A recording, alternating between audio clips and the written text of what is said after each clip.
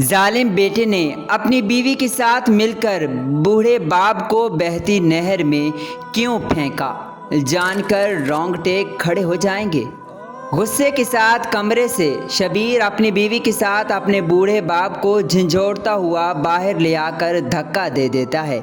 وہ بوڑھا بیچارہ زمین پر گر جاتا ہے۔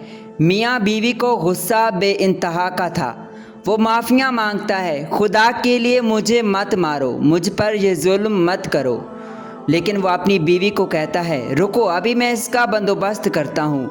وہ جاتا ہے اور جلدی سے ایک رسی لے کر آتا ہے جس سے وہ اپنے بوڑھے باپ کے ہاتھ باندھنے لگتا ہے۔ بیوی بھی اس کا ساتھ دے رہی تھی، اسے بھی رحم نہیں آ رہا تھا اور وہ بھی سسر پر ظلم کر رہی تھی۔ وہ بوڑھا بیچارہ اپنے بہو اور بیٹے کے ہاتھوں بے بس ہو چکا تھا۔ اس کا بیٹا بے رحمی سے اپنے باپ کے بوڑھے ہاتھوں پر رسی کی گرہ لگاتا ہے۔ وہ بیچارہ رو رو کر اس سے معافیاں مانگ رہا تھا، میں نے کیا بگاڑا ہے تمہارا؟ مجھ پر یہ ظلم کیوں کر رہے ہو؟ ارے بہو، تم تو ایسا نہ کرتی۔ لیکن وہ عورت اور بدتمیز تھی۔ وہ خوش ہوئی کہ اچھا کر رہا ہے۔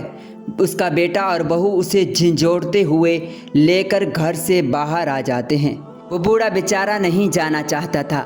زبردستی بیٹے اور بہو نے اسے گھسیٹنا شروع کر دیا۔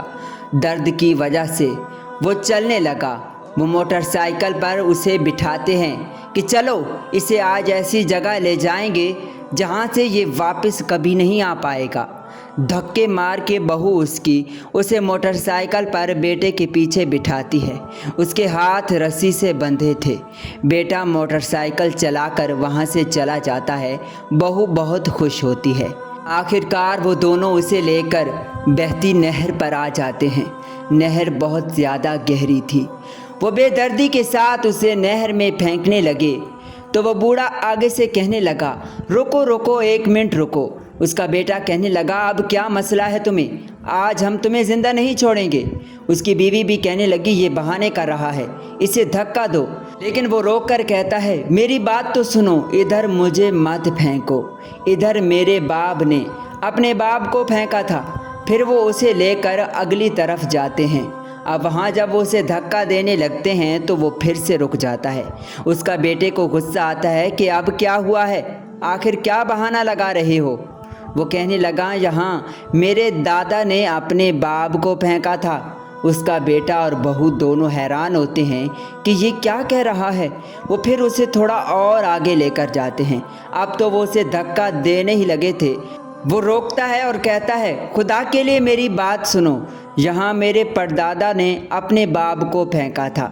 یہ سن کر اس کی بہو اور بیٹے کے پیروں تلے زمین نکل جاتی ہے۔ کیا یہ حقیقت ہے؟ اس کی بیوی کہتی ہے، یہ جھوٹا ہے، اسے نہر میں پھینک دو۔ تم کس ارادے سے آئے تھے اور کیوں رک گئے ہو؟ اس کی باتوں میں مت آؤ۔ لیکن وہ نوجوان جان چکا تھا کہ یہ ایک حقیقت ہے۔ اگر آج ہم اسے نہر میں پھینکیں گے تو کل ہمارے بچے ہمیں بھی نہر میں پھینک دیں گے۔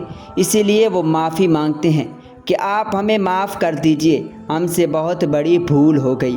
وہ اس کے ہاتھوں سے رسی کی گرہ کھولتے ہیں اور اس سے معافی مانگتے ہیں۔